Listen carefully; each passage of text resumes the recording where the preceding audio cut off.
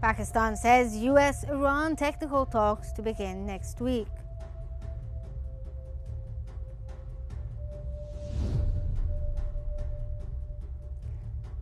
The US Senate approves measures limiting Trump's Iran war powers.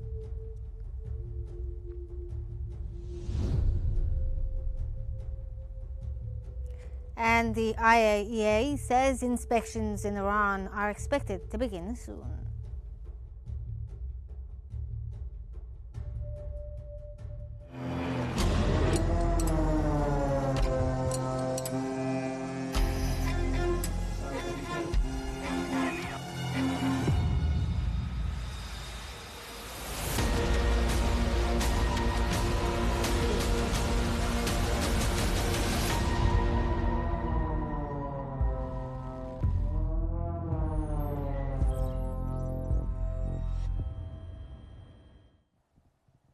This is our first live transmission of the day, starting off with a news bulletin and with Pakistan saying a new round of technical discussions between the United States and Iran is expected to begin next week. Pakistan's Foreign Ministry says Islamabad will take part in upcoming technical talks between Washington and Tehran aimed at implementing last week's Memorandum of Understanding. Foreign Ministry spokesman Tahir Hussain Andarabi said the agreement also includes a direct communication channel between the two sides to help prevent future tensions. He added that negotiations have achieved important progress and that Pakistan will remain engaged with both parties to support the effective implementation of the deal. Where he will chair Pakistan-China Business-to-Business Investment Conference on IT, telecom, energy storage, and agriculture. At the invitation of Diplomacy may be moving forward, but key differences remain between Washington and Tehran as efforts continue to build on last week's agreement.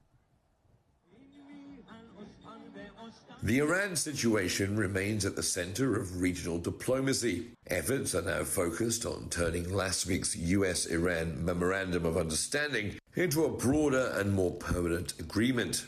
Iranian President Masoud Pezeshkian has held talks in Islamabad with Pakistani Prime Minister Shehbaz Sharif as Pakistan continues to support diplomatic efforts between Tehran and Washington. At the same time, difference remains over key issues. US President Donald Trump says Iran has agreed to long-term nuclear inspections, describing them as a guarantee of transparency. Iran, however, insists that discussions on nuclear facilities and inspection agreements must be addressed within a final agreement. The Strait of Hormuz also remains in focus. Shipping traffic has increased in recent days, with regional and international officials highlighting the importance of keeping the strategic waterway open to global trade and energy supplies. Meanwhile, U.S. Secretary of State Marco Rubio has stressed the importance of freedom of navigation and regional stability, while Tehran continues to reject any negotiations over its missile program. For now, diplomacy is moving forward, but major questions remain unresolved as both sides work towards a lasting agreement. A senior Iranian official is portraying the recent agreement with Washington as a strategic victory for Tehran.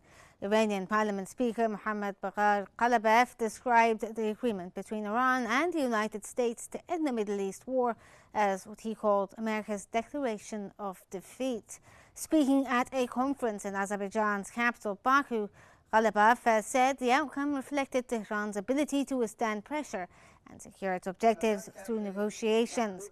His remarks come as both sides prepare for a new phase of technical talks aimed at translating the recent Memorandum of Understanding into a broader and more lasting agreement.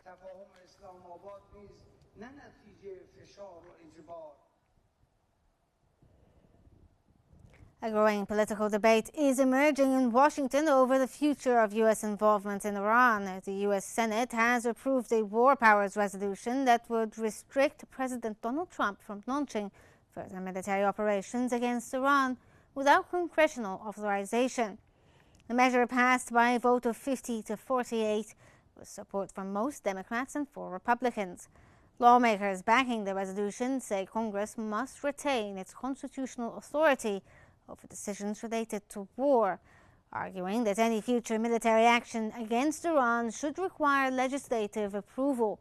The vote marks the first time such a measure has cleared Congress since the conflict began earlier this year and highlights increasing scrutiny of the administration's handling of the Iran file.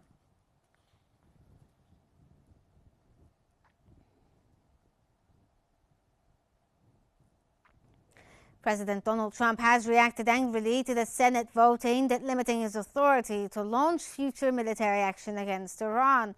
In a post on his Truth Social platform, Trump described the measure as poorly timed and meaningless, saying that it weakens Washington's position at a sensitive moment in relation with Tehran. He also accused lawmakers who backed the resolution as making his job more difficult and providing what he called comfort to Iran. The comments highlight growing divisions in Washington over how the United States should approach the next phase of the Iran file following recent diplomatic developments.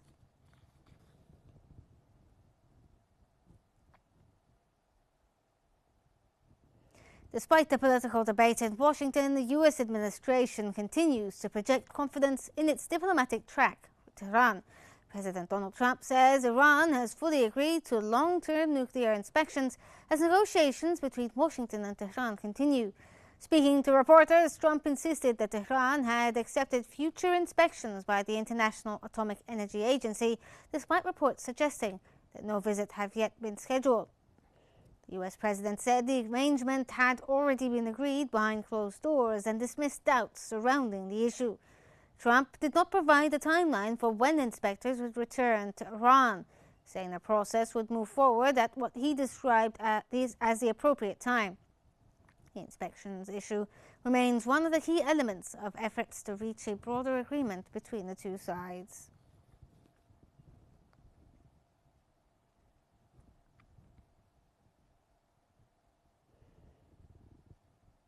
Moreover, the head of the UN nuclear watchdog says inspections in Iran are expected to begin soon as diplomatic efforts continue between Tehran and Washington. Speaking during a visit to Japan, the International Atomic Energy Agency Director General Rafael Grossi said inspectors would return to Iran, although arrangements and procedures have yet to be finalized. Grossi said inspections were part of the process launched after last week's interim agreement between the U.S. and Iran. The accord opened the door to a new round of talks aimed at resolving more complex issues related to Tehran's nuclear program and a future framework for a broader agreement. So this is going to happen. On the other hand, Iran says discussions on inspections of its nuclear facilities can only take place as part of a final agreement with Washington. Iran's foreign ministry has rejected efforts to address inspections of its nuclear facilities outside the framework of a comprehensive agreement. Tehran also said there are currently no plans to grant access to nuclear sites damaged during the recent conflict. The comments underscore continued differences between the two sides despite the progress in negotiations and come as international attention remains focused on the future of Iran's nuclear program.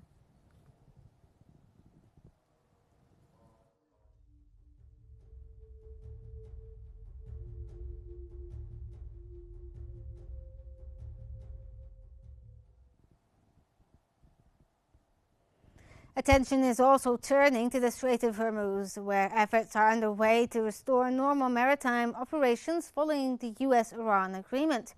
The International Maritime Organization says it is preparing an operation to evacuate more than 11,000 seafarers who remain stranded in the strait. The agency said it has secured the necessary safety guarantees and confirmed safe navigation conditions for the mission. According to the IMO, the operation will be carried out in coordination with Iran, Oman, and other regional partners.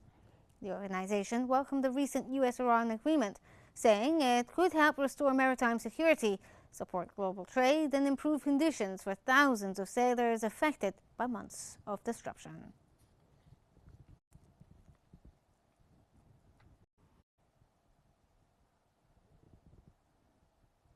The Strait of Hormuz remains one of the most closely watched waterways in the world.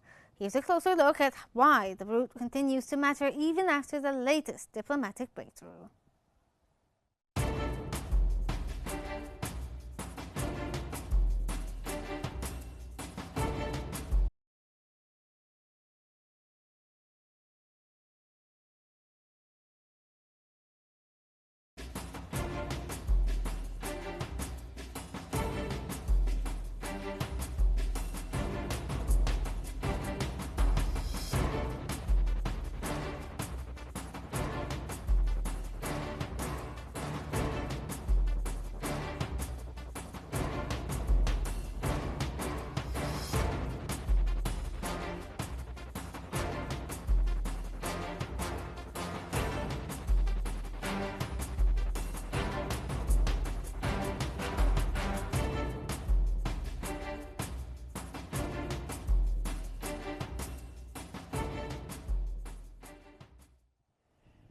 Ladies and gentlemen, we interrupt our regularly scheduled news bulletin to go live to Kuwait, where the U.S. Secretary of State Marco Rubio is delivering remarks on the current situation in the region. The technical group will reconvene again on, I believe it's the 30th. Don't exactly quote me, but they've broken up the negotiation into separate work streams on separate topics, and the technical group will return on the 30th next week. To continue those talks. So do you believe that? Do you believe, as some elements of U.S. intelligence have assessed, that Israel is interested in undermining the current MOU? I don't know what intelligence are you talking about? Where are you getting that from? Reported. Well, but it's being reported. Well, it's fake. Do you believe that to be true? I don't know where you're getting that stuff from. We're working on this. The Israelis exactly know what we're working on. All of our partners in the region know what we're working on. Everybody understands what the president's red lines and positions are on this. I don't know what reports you're referencing. So is it your view that this regime is more reasonable than the one that preceded it? Are they easier to deal with, and are they unified now? Are they providing unified? Well, I'm not going to comment on their internal structures and whether they're unified or not unified, because it doesn't matter. What matters is what they do or they don't do. They either do the things they claim and agreed to do, or they don't. And if they do it, then great, we'll keep moving forward. And if they don't, the president's been clear about what's going to happen and what could happen. But let's hope they do. Let's hope they mean it. Are you going to be involved in the technical talks? No, the technical talks are at the staff level, experts on nuclear energy as an example, on sanctions and so forth. So the technical level will be, there's individuals from the State Department that will be involved in those talks, along with people from the Department of Energy and so forth. That's what the technical level is. Can I ask one on Sudan, sir? You were just in the UAE. Did Sudan come up in your discussions with the Iraqi officials? Were you pushing the UAE to stop its support for the RSF, especially with the? Well, we've pushed all sides. You know, we had great momentum coming out of Berlin in terms of some agreements that were reached. Now we need to make sure that those are complied with. We continue to engage. Mossad Boulos, our special envoy, is engaged on this on a daily basis. Every opportunity we get, we'll raise it again tomorrow because the Saudis will be there as well. So we raise it with all of the parties that are involved or have relationships with the parties on the ground. But we want to see a ceasefire combined with the opening of humanitarian areas so we can get humanitarian relief, and then ultimately we want it to lead to a permanent peace. And we don't want, but our number one priority is to get the fighting to stop and the humanitarian aid to flow, because what we're facing there is a catastrophic humanitarian situation, and it's only going to get worse, and that can't happen. So we've continued to pressure, and I wouldn't even use the term pressure, we've continued to raise this topic with all of the countries, particularly the 3 other countries, there are 4 countries we're dealing with, that have influence over the parties on the ground. Is that what Michael Boulos? Can you clarify what the role of Michael Boulos was today? Michael Boulos? Oh, he was there to see, his brother lives here. He was just there to see me and catch up. No. But there was a working lunch, right? So there was, but he wasn't. But the conversations around him had to do with, he was just here because his brother lives here, and I'm a good friend of Michael, so we had a chance to catch up. All right, thank you all. Thank you.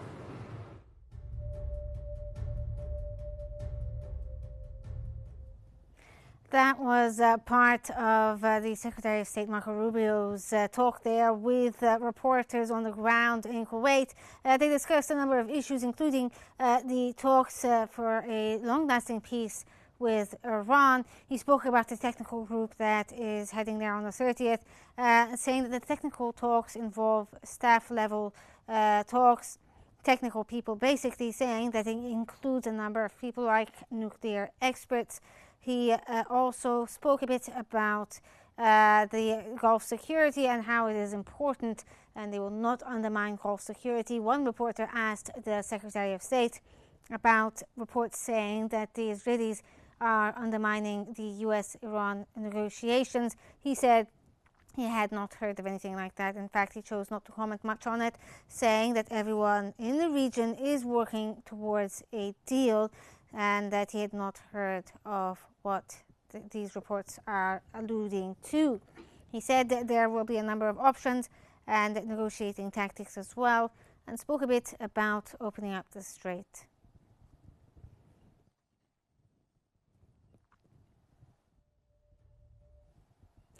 From diplomacy to implementation, as efforts continue to advance the US-Iran agreement's attention is increasingly turning to Lebanon, where the ceasefire is being closely watched and the next steps remain unclear.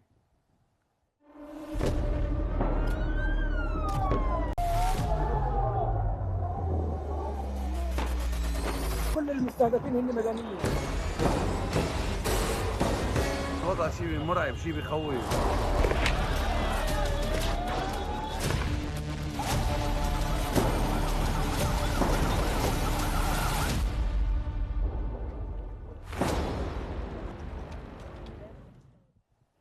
Attention is turning to Washington, where a new round of talks between Lebanon and Israel is set to resume.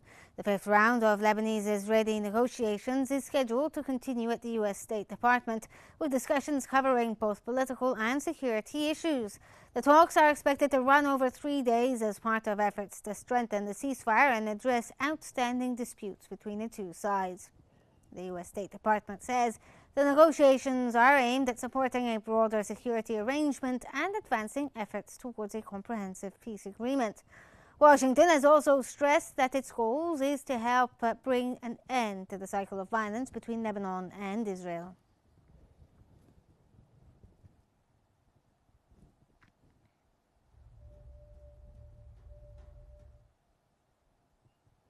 Signs of normal life are slowly returning to parts of Lebanon following the ceasefire between Israel and Hezbollah. Families displaced by months of fighting have begun dismantling temporary shelters in Beirut as they prepare to return home. Some residents say they are heading back to Lebanon's southern suburbs, while others are still searching for alternative housing after their homes were damaged during the conflict. Developments come as Lebanon and Israel continue discussing a US-backed proposal that could see Israeli forces withdraw from parts of southern Lebanon and hand the control to the Lebanese army. The talks are taking place in Washington as efforts continue to reinforce the ceasefire and prevent a return to hostilities.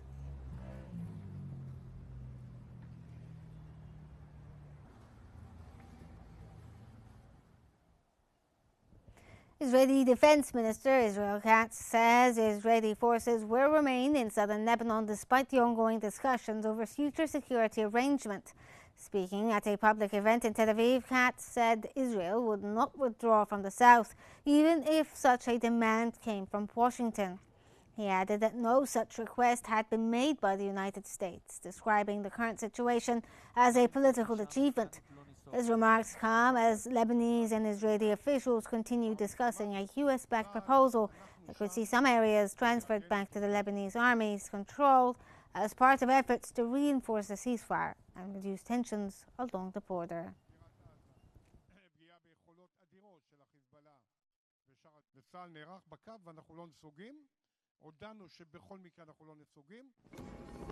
I, Donald John Trump, can solemnly swear. If you look at that,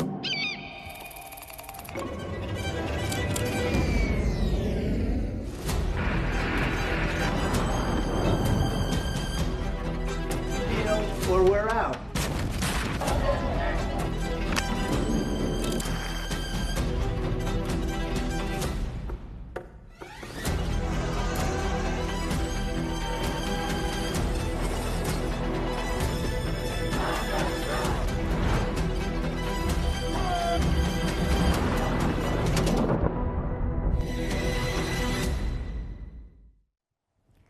World Health Organization says the Ebola outbreak in Central Africa continues to spread faster than efforts to contain it. Speaking at a news conference, the WHO Director General Tedros Adhanom Ghebreyesus warned that the Ebola outbreak in the DRC and Uganda is continuing to outpace the response. While he stressed that the global risk remains low, Tedros said major challenges persist, including gaps in contact tracing, limited capacity at treatment and isolation centres, as well as difficulties in conducting safe burials. He also warned that local health systems remain under significant pressure as authorities work to contain the rare but imbibed strain of the virus. Remain a major challenge. The health system is under pressure. A woman in the United Arab Emirates has turned a personal mission to rescue stray cats into a shelter caring for hundreds of animals. Dina Taji began helping stray cats nearly 2 decades ago, transporting rescued animals to veterinary clinics on her bicycle. Today, she runs a shelter in Ajman that cares for around 600 cats, many of them injured, blind or abandoned. Taji says she has rescued more than 3,000 cats over the years and hopes her story will encourage others to help animals in need, even with limited resources. The shelter provides medical treatment, rehabilitation, and adoption services for rescued cats from across the country.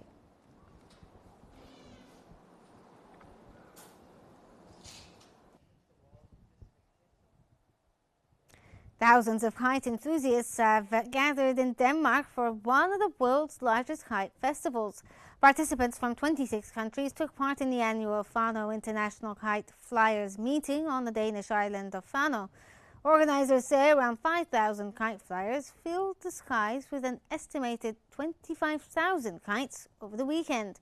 Known for its long beaches and steady coastal winds, the island has become one of Europe's most popular destinations for kite enthusiasts, attracting visitors from around the world each year.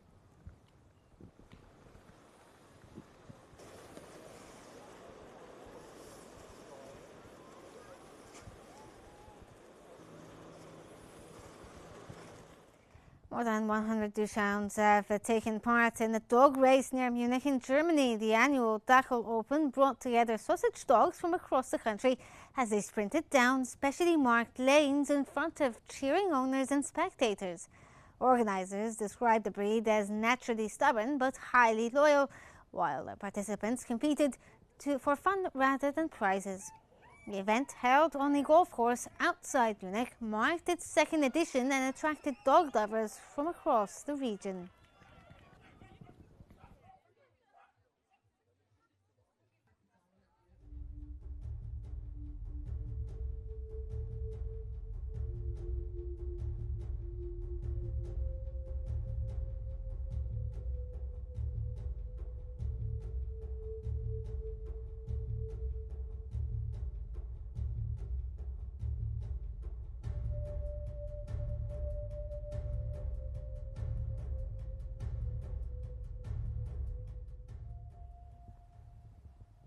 From regional and international developments, we now turn to Ronald Qassas in our newsroom for the latest action from the FIFA World Cup, where the race for places in the knockout stage is beginning to intensify.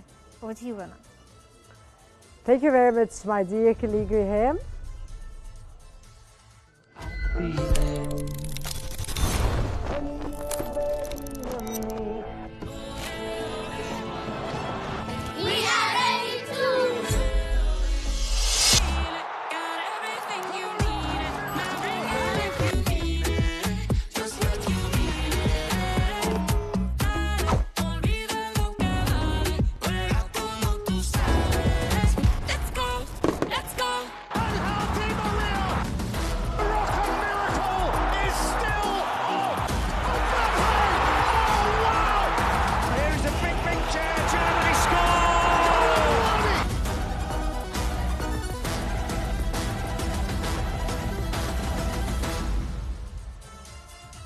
And on a more lighter note, away from the action on the pitch, a famous elephant at a German zoo had made his prediction ahead of Germany's final group stage match.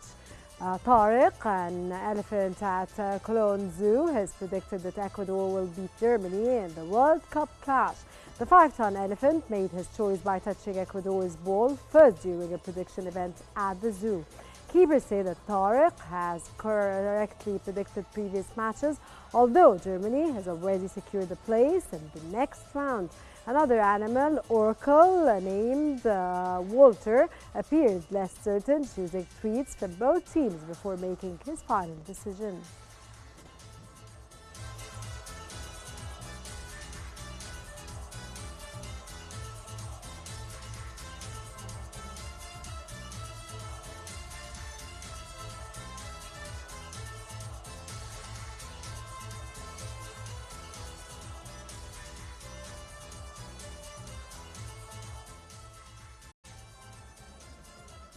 Portugal has taken a major step toward the round of 32 after a big win over Uzbekistan in Group K. Portugal beat Uzbekistan 5-0 in their second group match. Cristiano Ronaldo scored twice, becoming his country's all-time top scorer at the World Cup. Nuno Mendes and Rafael Leao were also on target, while Uzbekistan scored an own goal. The win takes Portugal to 4 points and puts them second in the group. Uzbekistan remains without a point and is now officially out of the tournament.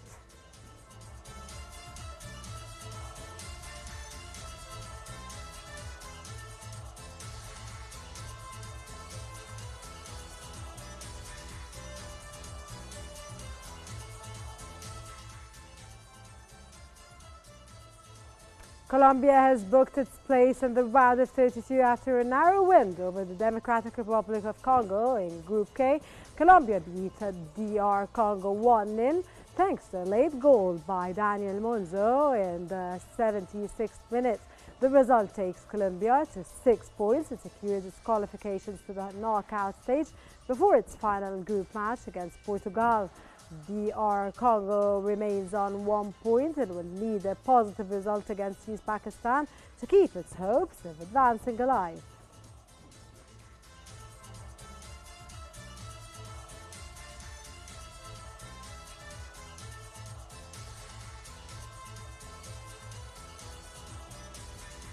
Those were the latest developments from the World Cup. Rehan Morsi is back in the studio with a recap of today's main headlines. Rehan?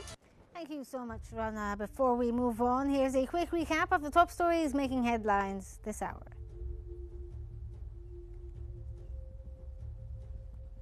Pakistan says US-Iran technical talks to begin next week.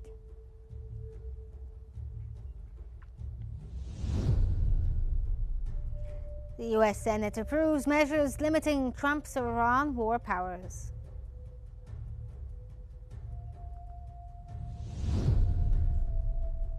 And the IAEA says inspections in Iran are expected to begin soon.